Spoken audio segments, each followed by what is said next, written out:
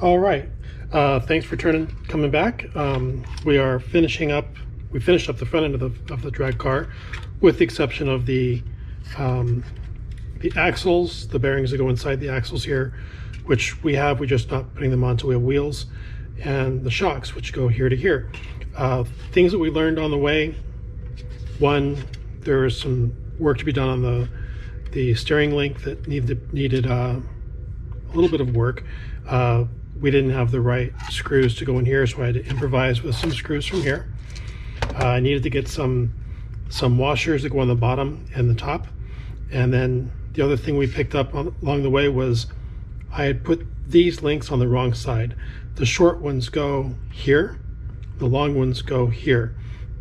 If you put them the other way, what happens is this link isn't long enough, and so the wheels end up being fully maxed out this way. So this one is pointed like this, and instead of the other one being pointed this way, it's also pointed fully out. So you're towed out as far as you can, which means you go straight and wear your tires out really quick. There's still some things to do on the front end also with the, I need to buy a Servo Saver for here. And that Servo Saver will go to this using something like one of these turnbuckles.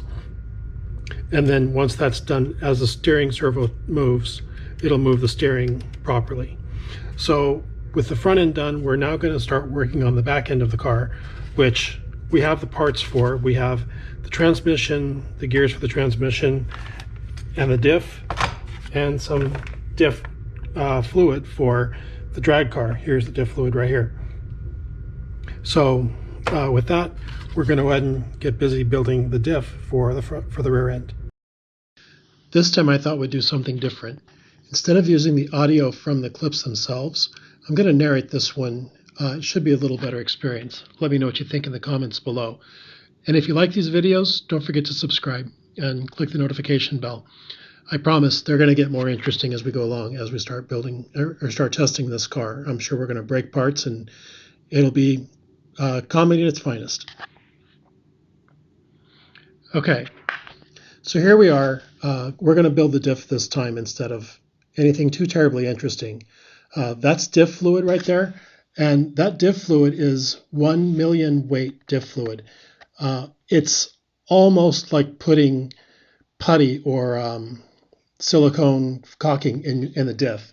The idea is by using that, we will have the diff will almost be like a locked diff.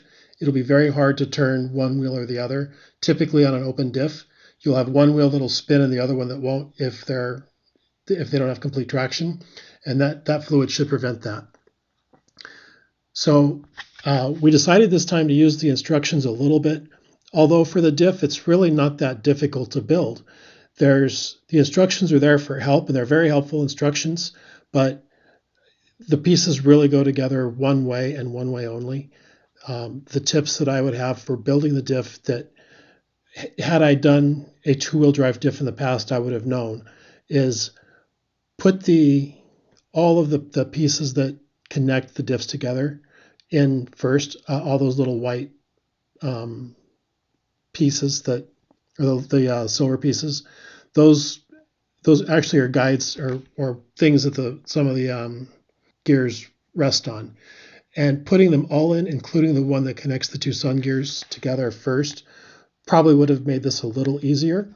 But that's why we do this. We kind of learn as we go. It's slightly different than the four-wheel drive models. They work more like a regular the diff you'd see in a regular car. This one, all the planetary gears are kind of together. They're not horizontal or perpendicular to the gears that would be as they would be in a normal diff. But it only goes together one way. So the real tricks here are make sure that you put those pieces I'm just pointing at right there. Make sure that the large piece of the diff and the small piece of the diff have those pieces. Those are the guides, and they'll prevent you from putting the diff on the wrong way. So make sure that those snap in the right way, and then it's pretty easy. Here we are trying to pour this diff fluid. Remember I said it's like paste or caulking? You can see the trouble we're having. In fact, I had to use my finger to get it out. Now, make sure you don't put too much diff fluid in, because too much diff fluid, and as it heats up, it'll expand and it could crack your diff housing, or at worst or at best, it's going to leak. So you want it to be somewhere around 3/4 full, 7/8 full at the most. I did struggle with this a little bit on here because this fluid is so thick. Typically on my four-wheel drive cars, I run 30,000 weight or 60,000 weight, and it's much easier to work with because it actually pours. And remember I said about the planetary or the sun gears? Right here, I just tried to put the second pin in that connects the sun gears together, and had some trouble and ended up having to go get some pliers to put it in, or to get it back out rather, and then put it in. So make sure you get all this stuff put together first. Get all those guides and holders in before you try to put the diff fluid in, because it becomes a sticky mess, and sticky messes are never fun to work with. You notice I have a coffee filter down there on the right by the diff fluid. Those are great as well. They're great because they're lint free, and you're not going to put anything in the diff. Like if you just use a regular paper towel, you'll just make a mess. So coffee filters, they're cheap.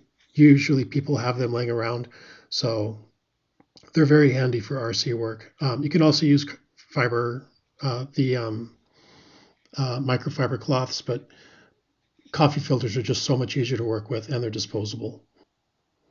So here we are cleaning off some of the diff fluid because we got a little too much in and thought that maybe at speed and as it heats up, we might have too much. So I took a little bit out, not much. The holes I'm putting that in on my stand, those are actually designed for shocks, but the hole is great for doing diffs as well, because you can set the diff in there and not have the gears pop out. Okay, so now we're putting the screws in. When you put the screws in this, do it like you would for a car wheel. Don't put them in clockwise or counterclockwise order. Put them in cross order. So if you ordered them 1, 2, 3, 4 from going around, you go around in circles. What you'll get is you'll get they won't go in even. So put them in like you would a car, like a star pattern or diamond pattern, and you'll get an even fit on that diff. And then once it's put together, you'll have no problem with one side being lopsided, and it'll be a much better fit, just like if you were doing a car tire. Okay, so once the diff has been put together, then what I typically do is leave it for a while to let the air bubbles come out. In this scenario, I'm not going to do that because it'd be setting for hours to make all that come out. So I'm just going to go ahead and put it together and hope for the best. All right, thanks for watching, and I hope you enjoyed this video. Let me know in the comments if you preferred this format, and don't forget to subscribe if you find these helpful. And once again, thanks for watching.